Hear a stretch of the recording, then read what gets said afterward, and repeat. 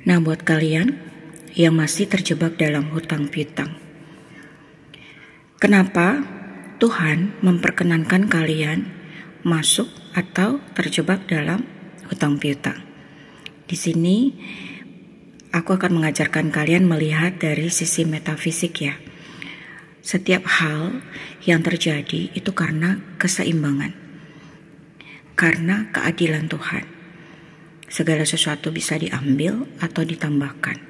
Nah, ketika semesta mengizinkan kalian terjebak dalam sebuah hutang piutang, maka kita juga bisa menganalisis kenapa hal tersebut terjadi. Secara metafisik, orang yang terjebak dalam hutang piutang itu artinya tanahnya sedang menguat tetapi bergerak secara negatif.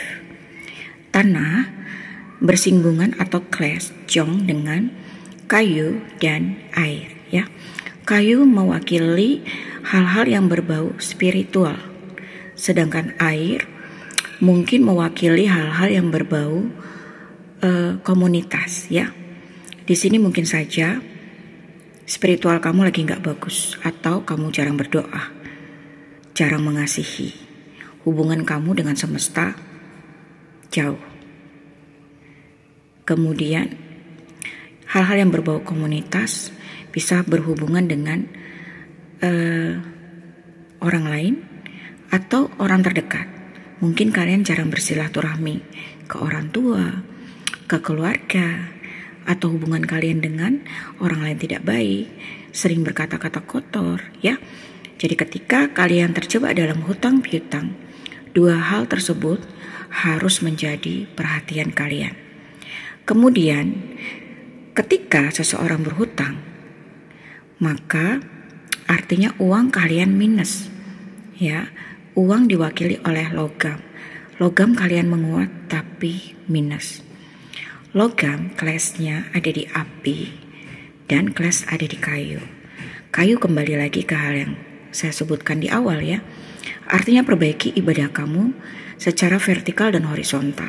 Vertikal ada hubungan kita pribadi secara masing-masing sesuai dengan kepercayaan kita dan semesta, kita dan Tuhan. Sedangkan horizontal, hubungan kita dengan semesta. Bagaimana kita dengan semesta? Apakah kita bisa saling mengasihi, saling membantu, saling mensupport? Nah, kalian koreksi di situ. Kemudian untuk logam yang negatif, clash ada di api dan clash ada di kayu. Clash di api adalah simbol kemarahan, emosi, konflik, iri hati, perselingkuhan. Jadi buat kalian yang doyan selingkuh, hati-hati. Kalau penggenapan kalian bisa saja uang kalian hilang. Kemudian kenapa Tuhan memasukkan kamu ke dalam kondisi terjebak dalam hutang piutang? Mungkin kamu emosian, kamu kurang sabar, atau mungkin kamu sering berantem, suami istri terutama ya. Atau mungkin kamu ada iri hati, konflik dengan seseorang. Intinya Tuhan sedang mengontrol emosimu, apimu, pikiranmu untuk bergerak secara positif. Jadi buat kalian yang masih terjebak dalam hutang piutang, yang pertama adalah perbaiki kayu. Kayu mewakili intuisi, insting, feeling ya. Jadi jangan berpikiran negatif, jangan stres, jangan overthinking. Ibadahnya diperbaiki baik secara vertikal dan horizontal.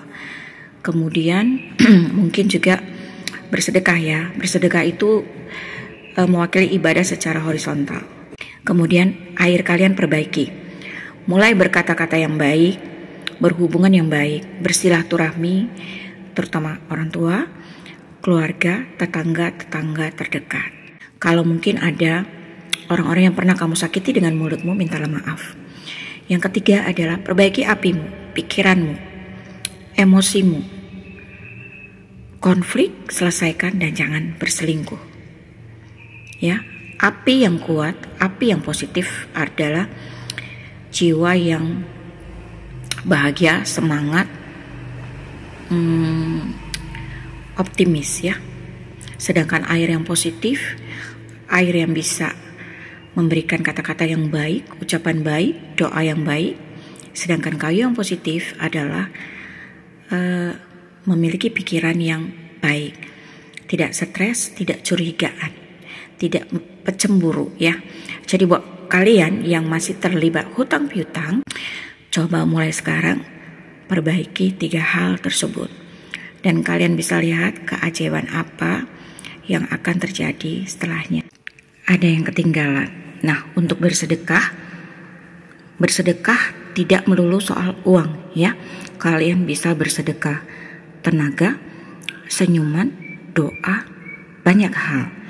Untuk api yang bergerak negatif, keserakahan juga merupakan salah satu unsur. Jadi jangan serakah, jangan ingin mengangkangi sesuatu sendirian. Artinya kalian harus belajar untuk melepas ya. Jadi mungkin buat kalian yang sedang terjebak dalam hutang piutang, kalian sedang diajarkan untuk lepas dari kemelekatan.